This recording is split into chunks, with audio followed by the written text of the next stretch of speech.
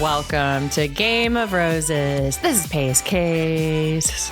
This is BachelorClues and it's Monday, which means this is Digging Deeper.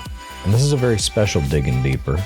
Oh. It's about the Sauce Wars, the Love is Blind Sauce Wars. Now, last week, a massive kind of thing happened in the Love is Blind universe where Ashley Adionser went on AD's podcast, which is kind of the podcast of record for the Love is Blind world. It's the biggest sauce podcast that exists.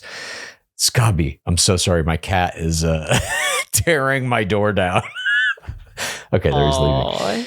So just don't leave me alone. He's enraged now. He's so furious. What we're going to do today is go through many of the clips from that podcast, as well as a few clips from Storytime with Rikkii's podcast, Reality Receipts, in which she is essentially rebutting the attacks that were levied against her during that podcast. If you remember, Storytime with Rikkii was kind of instrumental at the forefront of breaking the story about Tyler Francis and his 3 kids and what his actual level of involvement in their lives actually was.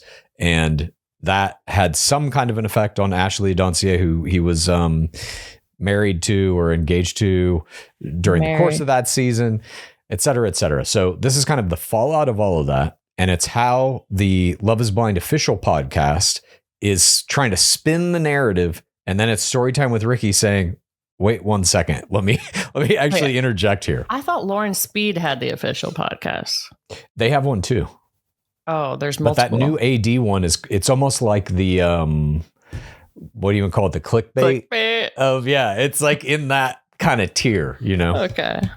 But I think she may be the heir apparent. Like her podcast may rise to the top. We'll get to it. We also have some clips from Viall Files. Of course. Great. So let's kick this off. This is again. Oh, this is also not Sauce Wars. We're gonna give a little warm up clip. This is Grazizi on Chicks in the Office talking about his brand deals and social media success. Are you ready? I'm ready. Here we go. By the way, you were also a top notch. I think you're a marketing genius and a marketing like a company's dream. How many companies wanted to send you to places on the list? Yeah, that was it. Kind of worked out pretty well. With social media exactly. That's right. that amazing. We loved it. I was like, this is because not only did you do it, you had great deals and you hit 1 million followers on Instagram. So congratulations. Yeah, congrats, Joey. Thank you guys. You really succeeded all around. It. God damn it. He's so good. Maybe the last great Bachelor. I love what he did with his 30 before 30 bucket list type thing. And they're correct. He got a lot of that stuff paid for. That Disneyland trip, you don't think that was ABC, Disney just being like, here, dude. Paid for it. Yeah, none of them were paying for it. And he hit 1 million Instagram followers. I mean, a lot of the list, it seemed, was directed at sponsor me for this, sponsor me for that. I think he should just do 31 before 31. Just live your whole life in like manifestations. I would do like 100,000 before 100. Then you can have 100,000 things paid for like throughout the rest of your life. And it could be simple things like, bag of groceries at Whole Foods. Get a Chipotle gold card. Yeah. Or just even a Chipotle burrito. I mean, 100,000 meals before 31. I also like what would you put on my meals? What would you put on your list to try to get sponsored? I would want to get like a personal chef, personal live-in chef who would cook gruel for me every day. Fresh gruel. That to me, that's a big time expenditure that I don't cooking like. I wish I could get rid of it. Yeah. I don't like cooking either. I'll put that on mine. Fantastic. I do like how they also brought up his 1 million Instagram follower threshold. That is something that we really don't even see at all. I think Gabby Wendy was the last one to do it. That was season 19 some years ago at this point. And for a Bachelor to hit 1 million, who was the last one? Matt James, maybe? Bachelor, not during his season, way past his season. It's unheard of. Yeah. And it doesn't seem to be diminishing. It will over time, I think. Like if you look at his Instagram account 5 years from now, it probably won't have 1 million. But to see it, I don't know. Maybe if they marry. Yeah, that might give them a little bit of a bump, but the guys traditionally bleed off more than the women do, but all players bleed off after they have kind of faded out of the nation. Mm-hmm. Generally speaking, some of them, if you can transition, like Lauren Lyondike's a good example. She transitioned from celebrity from the show into like mommy influencer.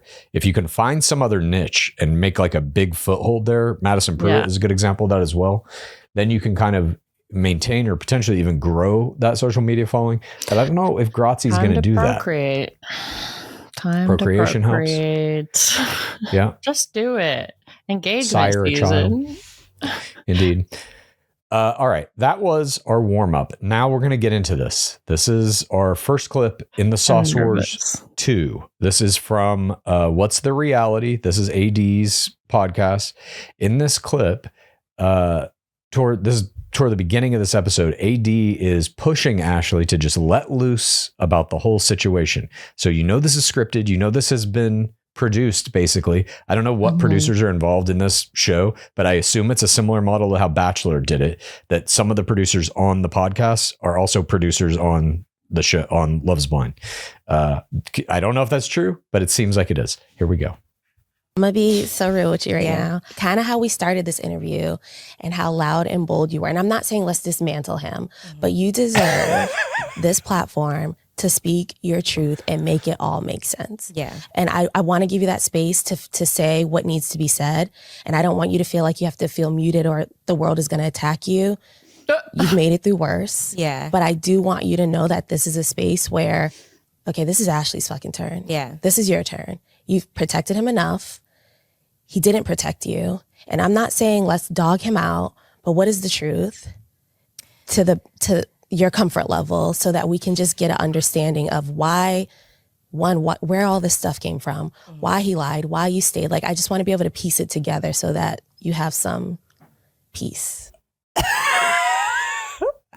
Now, I'm not Feel free to dismantle and dog them out. This is a safe But she space. says, I'm not saying that. That's a very smart interview tactic where you basically say, please, let's not kick this guy in the balls. I don't want you to kick him in the balls. If kicking in the balls happens, I'm not saying we should kick him in the balls. I'm not saying anything about kicking in the balls. You just keep reinforcing and repeating what you want to happen, but saying it in the negative tense. So that it's like, don't do this. But now that's in her brain. And she's like, time to dismantle, time to dog him out. And Brilliant also, interview technique. Being like, no one's going to come at you for what you say.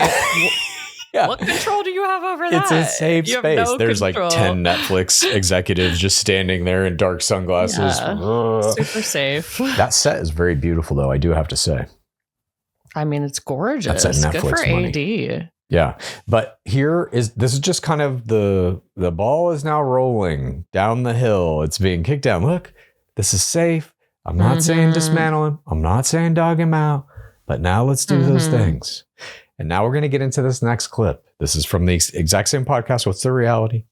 In this one, Ashley starts explaining how she thinks Tyler made it past the producers despite all of the complications with his relationship with the mother of his children and the children themselves. Here we go. You and I both know how extensive our background checks are for this damn show. Like social media, literal background checks. How did this slip through? So here's the thing too. Like, people were saying like his mom had pictures and that he had pictures of the kids on his page at one point, and which I did see a screenshot that someone had put up or something that he did once, post the children. However, he had to have deleted all of that. People were like, he deleted it when he got back. That's impossible because if it was still on his page, then they would have picked up on it. He told me that he did tell like the casting producers and whatever that he was a sperm donor, obviously. Yeah. And that's it. And honestly, it's his word against hers, and at this point, because it's no proof if no one was there right in the room with you all. Right. So I don't think that they looked into it any further past him saying, "Oh, I was a sperm donor." It's like, "Oh, great, thank you." There's a lot here. Okay, so the idea that she is promoting is that the producers are essentially exonerated They are not at fault for any of this. He told them he was a sperm donor. They believed him at face value and moved on with their lives. But she's contradicting that in the beginning of this clip where they're talking about how extensive the background checks and the social media checks are and stuff to get on Love is Blind. That is the truth for any of these shows. They do psychological background checks. They do criminal background checks. They go through all of your social media. I don't know how deeply they dig, but it's my contention. The producers knew about all of this and either didn't care or more likely wanted it to blow up in his face so that there would be a big scandal at some point in the course of this season. How it's being presented here, though, is essentially like the producers are completely fine here. They did their job. This had nothing to do with them. But it's like, I don't know. Yeah, we just accept sperm donor at face value. We don't think that people are lying to us to try to get on the show. Yeah. No. And meanwhile, the social media she's talking about, there might have been one picture or whatever. As this was all breaking, there were multiple videos came out of him like celebrating these kids' birthdays with them. The confidence, the audacity is like, it's so strong. And I'm like, I don't know. We're watching the Hannah Brown season right now. And I'm like, you see a similar type of confidence on there by Luke Parker. Yeah. You're like, okay, I guess if you just like have this type of personality, you're like, I'm going to get away with it. I've been getting away with it my whole life. Yeah, I mean, it's a different era now, obviously, even than when Hannah Brown was on our airwaves in 2019. But this is like one of the main things I really try to convey when I'm coaching players is if you get on this show and you make it far enough, and in some cases, making it far enough is just like the initial player reveal. We're seeing that right now on Love Island. Yeah. But in Bachelor, it's usually like if you make the top 6-ish, somewhere around there is when like the hardcore scrutiny of everything in your life starts to happen.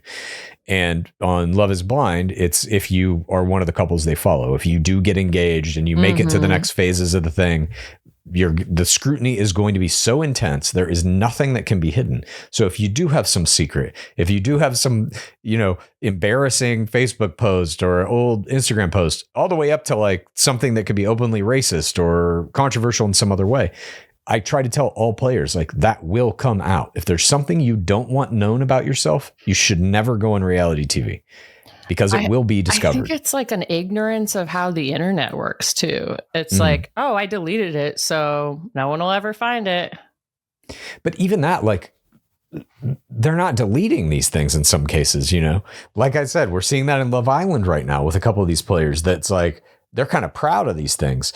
And there's no foresight about like, well, but if I go in front of a nationwide audience, maybe these things I'm putting on the internet will not be received in the same way that I want them to be. I don't know. But in this case, the idea here is being maintained, Sauce Wars style, that the producers had nothing to do with this. They are not at fault for this. When it's my contention, again, this is just from an outside perspective. I don't have any firsthand information of this. I believe the producers cast him specifically because of this. And it was their greatest dream come true when he gets in a relationship that does lead to an engagement, and now it's an ultra complicated mess that they're going to try and pin on him as the bad guy. Dark. Like, do you remember back in Bachelorette season 13, Rachel Lindsay, they specifically cast Lee Garrett, who was openly racist on social media, to be kind of the face of racism in that season. And they would solve racism when they had Kenny King come out at the men tell all and hug it out with him. I believe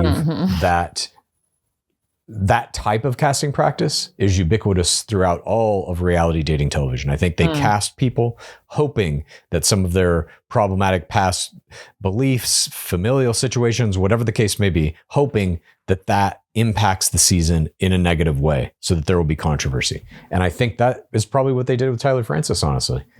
I just, sure, it might get people talking about the season, but I feel like it hurts the franchise overall every time.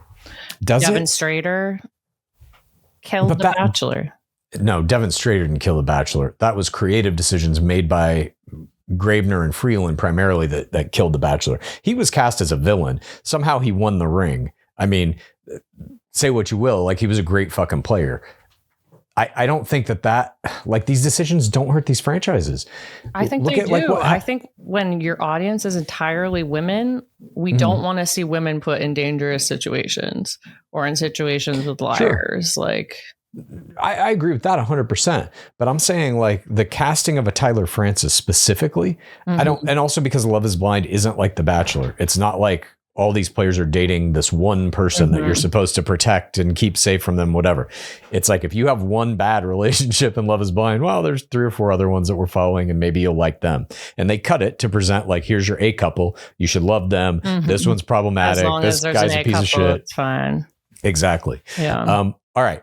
Let's move on to our next clip here. This is from the same podcast. In this one, AD and Ashley start piling on to Storytime with Rikkii and the coverage of this situation. Now, this is where the real sauce starts to begin, or I should say the real sauce wars, because you have these are players from Love is Blind. One of them hosts the official Bachelor Nation or the official Love is Blind Nation podcast, and they are shitting on essentially a micro show, which is what we are too. These are people who cover reality TV shows, but they themselves are not players or producers. This is Sauce Wars Part 2. Enjoy.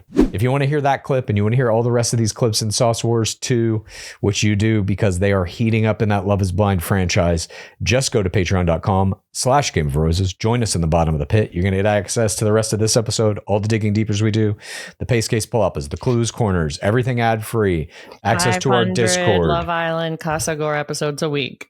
Yeah, starting next week, starting literally, if you're listening to this on Monday, starting Tuesday, tomorrow night, Casa Gore is going to be covering every episode of Love Island Season 7 USA.